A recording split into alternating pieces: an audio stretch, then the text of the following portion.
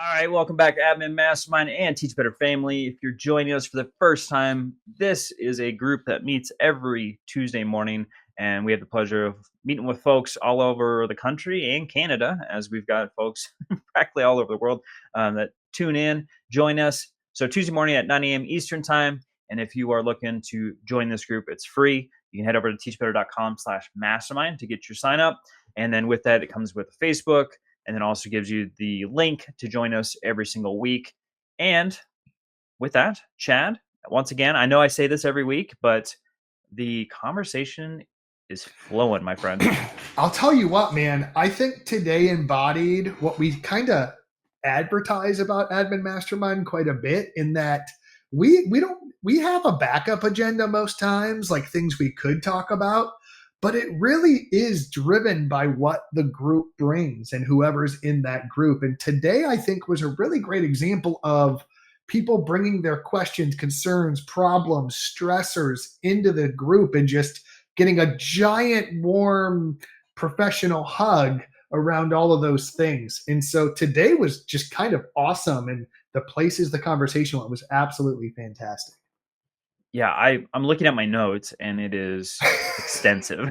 So there's no way we can recap in a short period of time, but I'm going to do my best to kind of lead us We'll try, through the man. conversation. We'll try. Yeah, goodness sakes. But there are a lot of resources in the chat. I think that's why it's so important for folks to join live if possible. We know that, admin life's tough. You're getting called away. Folks literally were jumping in for 10, 15 minutes and going, you know what, I got to go do, observation in a classroom. Love to see y'all. And then they're out. So we understand the job is hard. And if you can only join for a little bit of time, we always appreciate that. And the reason we do the recaps is because we know that you have a crazy and busy job. So with that, the starter, Chad, was about AI. And they were looking at trying to draft policy specifically for students and teachers. And they were kind of, you could tell on their face, they didn't even know where to start. They were just kind of entering into that world. As AI is becoming a bigger piece in the educational world, there were a lot of examples shared of what's being seen, how to identify it, rubrics, the whole 9 yards. But Chad, you had, some comments, some rubrics and things that you've worked with school districts specifically on how to look at AI policy. Yeah, absolutely. So like the first part of this question is, should we? Right. And there, like, as AI becomes more and more popular, both on the professional planning and teaching side, but also on the student use side, what are students using it in the class? How are they using it in a class? Should we let them use it in a class? And the answer for me is, yeah, we probably should. And yes, to most of those scenarios. Because to me, the first question you have to ask as an educational leader at this moment in time in progression of technology is, are we preparing them for the world that they will live in, or the one that they never lived in that existed 20 years ago?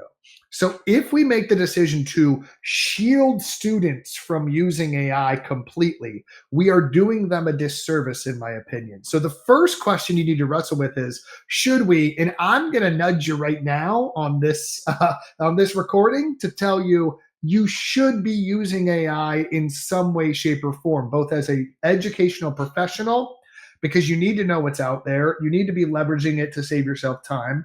But also your teachers and educators should be using it with students, because this is the precipice, the infancy of AI. The AI they are going to be dealing with, right, is going to be so much farther advanced than anything you're seeing right now, and so much better equipped, that if they don't start now, we are setting them up to be behind. So the first step, in my opinion, is going, let's allow its use. But now the next question, which came up today in the conversation, is like, okay, so how do we handle that? How do we deal with its use? So that really took the conversation to like instructional practice. So there's kind of two roads we have to take here. The first is, how do we corral AI use to be productive? And the easiest way I've seen it done is with clear-cut expectations in the form of some sort of rubric or scale or some sort of parameters in what is expected and how you expect to use AI. For example, a school, a district, a state, the entire educational system could create a rubric. And there are some out there. You can Google it right now if you want. But essentially, you could create a 4 or 5 point scale, and you could essentially go, if an assignment or a task is a 1, that means little to no AI use. If assignment's a 5, it means whatever you want. You can use as much AI in whatever ways you want. But then within those parameters, you can then say, if you use AI, it must be documented, right? So what are we doing here? We're allowing its use, but in an appropriate way. Because I can give an assignment and go, this is a 3. So you can use it for, let's say, research, but not the actual creation of the paper. Or you can use it for getting ideas, but there shouldn't be any AI created text in your final product or something like that. So like, to me, it's really about what tools can we provide educators? What tools and ideas can we provide educators to give them something to hang their hat on when they're having these conversations with their students? And something like creating a district policy or a rubric, and by policy or rubric, I don't mean no AI with a big X in it. Like, that's not the policy I'm talking about. The policy I'm talking about is when we use AI, this is how we will use it as productive members of this school district, as learners in these classrooms. And the same thing could be done for professional educators from their printables. Listen, I want to save educators time, but if a teacher's writing a bunch of emails that they're not reading with AI and causing problems, that's going to be an issue for me as an administrator, and I don't want to deal with that. So even setting professional standards of, I want you to use these tools, save yourself time as a teacher. However, you are still professionally responsible for whatever comes out of your email, your computer, your lesson, your classroom, regardless of where it was created from, right? And I think that that sentiment can go a long way. Like, you're still the professional. So anything that comes out of your professional experience or creativity has your name on it. So like, let's all be professional, and you're just as responsible whether Magic School or ChatGPT or Google Bard created it as if you typed it up yourself. So we still need to be professionals in the equation. So that was a long conversation, but it was a deep one that also led us into some other topics, right? Oh, for sure. So obviously AI is being used with the students and with the staff, and there were a lot Whether of we want to or examples. not, by the way. Yeah. And there was plenty of examples of how they knew it was being used, and some of it was really, really good. And like you said, for our staff, it was saving them time, but then also, if not used properly, could cause a lot of problems in the classroom. And so we were talking through more about the instructional design, and I think you said Yeah. something great, which was like, AI could be seen as a shiny new tool that's going to solve all our problems, but if instructional design is not done properly, then AI is not going to help you in that. And I would love for you just to share out more about that sentiment. Yeah, I think often AI is seen as a technology problem, and it's actually an instructional one hiding in disguise, right? So whether a student should or shouldn't use AI, what tools are out there, what shiny new thing the school district bought for 75 grand that every teacher can now use, like whatever the new thing is irrelevant if the foundations of instruction, planning, and teaching are not solid to begin with. For example, if I'm using AI in my classroom, but I'm still lecturing 45 minutes a day, it's not doing me any good, right? If I'm an English teacher assigning a paper to be due in 2 weeks, but not letting students focus on the process of writing, I'm asking them to just have AI write that paper, right?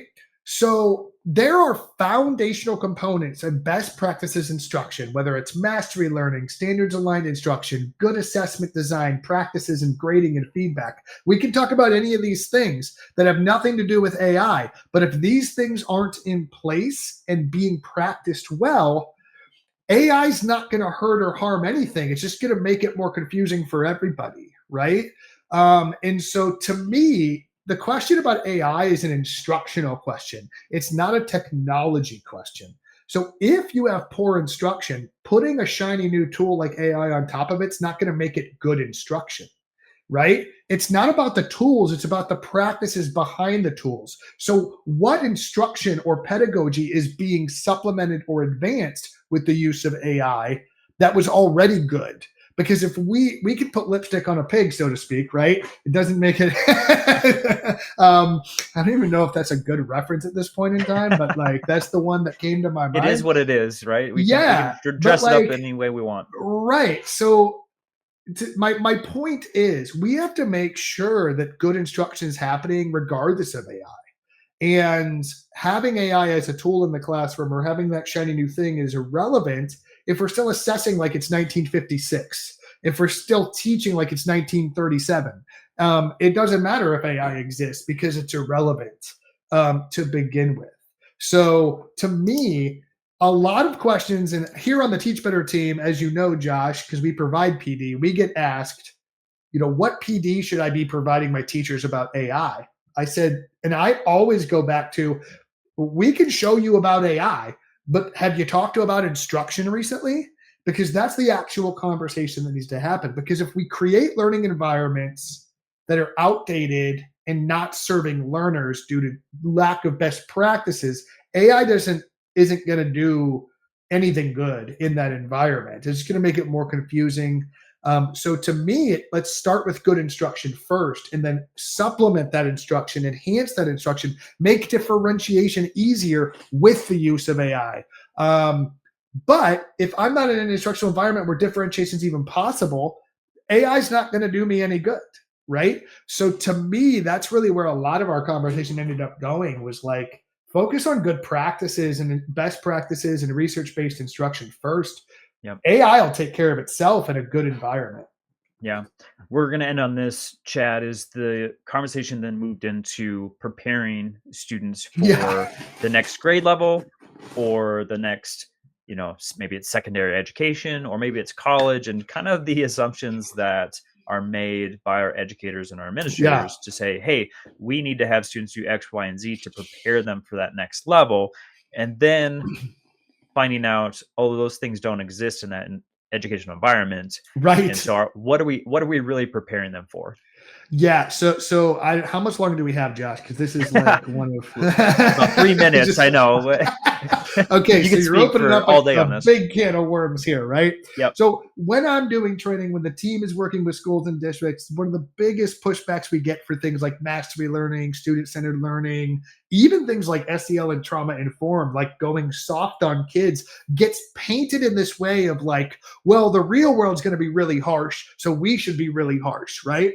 And there is a universal comeback that you can steal right now from this video, and you can use this with any educator that you ever have this conversation with. Because someone listening out here, either today, this week, or this month, is going to be talking to a teacher, and something like this is going to get said.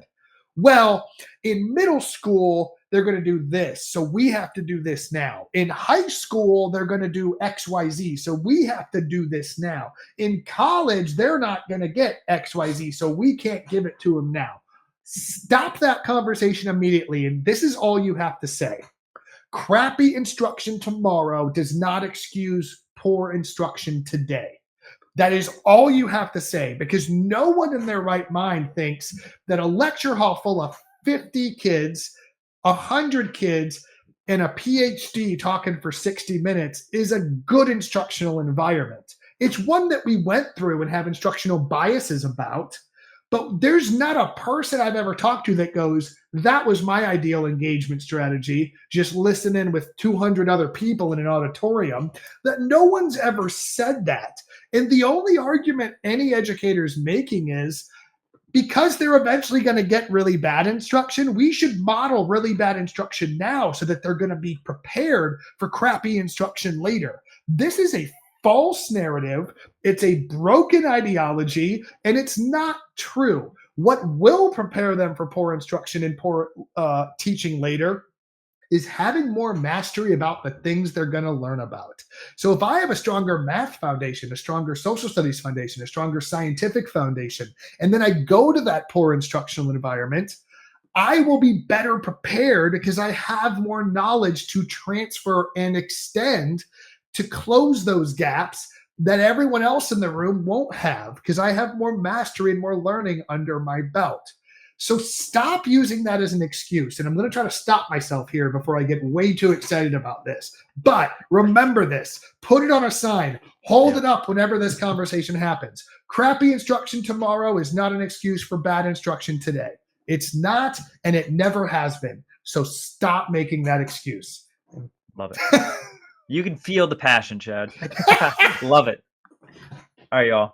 Well, I appreciate everyone that was in attendance today. If you weren't able to join, or maybe this is the first time that you're learning about this group, I'm going to put the links up once again. So if you head over to teachbetter.com/masterminds, it's a free sign up. You'll get the link each week. You'll get a reminder email. And then, of course, you'll get the Facebook link also, which I'm going to put up on the screen for the folks. And then it's every Tuesday morning, 9 a.m. Eastern time. Love this group so much. There's so many phenomenal folks in there. If you weren't able to join this week and you have resources specifically for AI, maybe it's a tool that you use, maybe it's training that you've received, anything, maybe it's a rubric, throw it in the chat for other people to see and able to use themselves, as this is kind of a new space for people to navigate in. Of course, we would love you to like the video if you're on YouTube, or subscribe to the channel. And if you're on a podcast player, well, we appreciate you there too. So with that, Chad, it's always great to see you. Really appreciate your expertise on this, as you're obviously supporting so many people. If you have any questions on AI, reach out to Chad, please, and or just the Teach Better team in general. We love to help in any way we can on this topic or anything else in education. And man, I hope you have a good week. Thanks, man.